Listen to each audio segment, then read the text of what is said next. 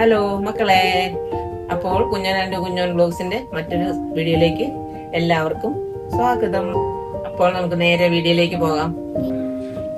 ഇന്ന് നമുക്കൊരു പറ്റുപറ്റി മക്കളെ, അതുകൊണ്ട് നമ്മൾ എളുപ്പവഴിയിൽ ഒരു പരിപാടി നടത്തുവാണേ.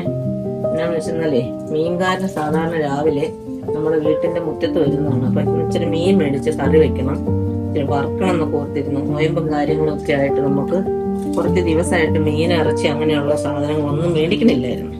അപ്പൊ ഇന്ന് രാവിലെ നമ്മുടെ ഗോപി പറ്റിച്ചു. ഗോപി വന്നിട്ടില്ല. അപ്പൊ അത് കാരണം നമ്മൾ എളുപ്പ വഴിയില് ഇന്നൊരു പരിപാടി നടത്തണം, നിങ്ങളെയും കൂടെ ഒന്ന് കാണിച്ചേക്കാന്ന് വെച്ചു.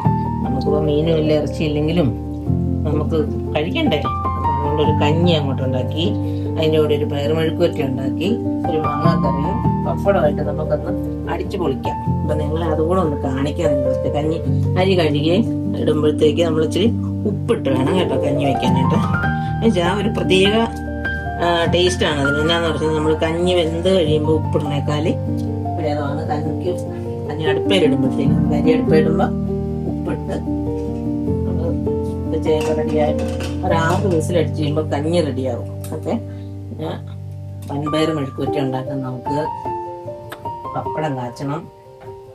മാങ്ങക്കറി ഇന്നലെ പെട്ടെന്ന് തന്നെ ചെനച്ച മാങ്ങയല്ലേ, അപ്പൊ പെട്ടെന്ന് അച്ചാറല്ല കേട്ടോ, നമ്മൾ മാങ്ങക്കറി. അപ്പൊ അതും ആയിട്ട് നമുക്കിന്ന് കഴിക്കുന്ന വീഡിയോ എടുത്തു കളയാം. ഓക്കെ, അപ്പൊ ഇനി അടുത്തത് നമ്മള് പയറ് മെഴുക്കുവരട്ടി. അത് കുറച്ച് സമയത്തേക്ക് വെള്ളത്തിലോട്ട് ഇടാം. അത് കഴിഞ്ഞ് അത് മെഴുക്കുവരട്ടി ഉണ്ടാക്കി കഴിക്കുമ്പോൾ കാണിക്കാമേ. അപ്പൊ നമ്മുടെ പയർ മെഴുക്കുവരട്ടി റെഡി ആയിക്കൊണ്ടിരിക്കുകയാണ്. കഞ്ഞി വെന്തിറങ്ങി. അടുത്തത് പയർ മെഴുക്കുവരട്ടി റെഡിയായി.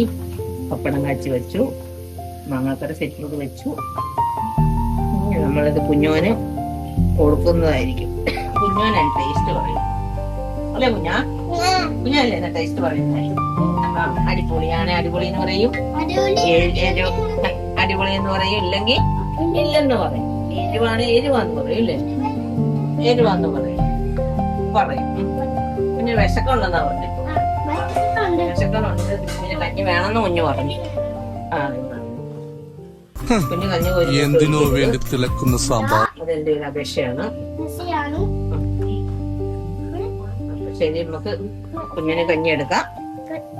നല്ലത് നോക്കണേ. കുഞ്ഞ എന്ന് ടേസ്റ്റ് പറഞ്ഞു, എന്നിട്ട് നമുക്ക് കഞ്ഞി കുടിക്കാം കേട്ടോ.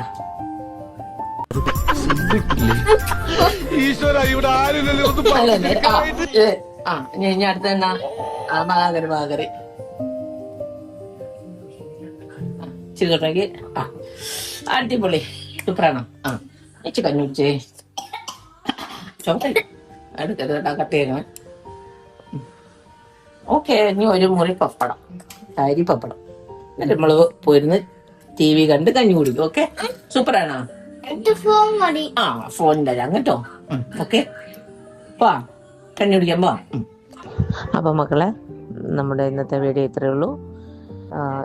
ഇതുപോലെ തന്നെ എല്ലാവരും ഒന്ന് ട്രൈ ചെയ്ത് നോക്കുക. ഇഷ്ടപ്പെട്ടെങ്കിൽ ലൈക്ക് ചെയ്യുക, കമൻറ്റ് ചെയ്യുക, സപ്പോർട്ട് ചെയ്യുക.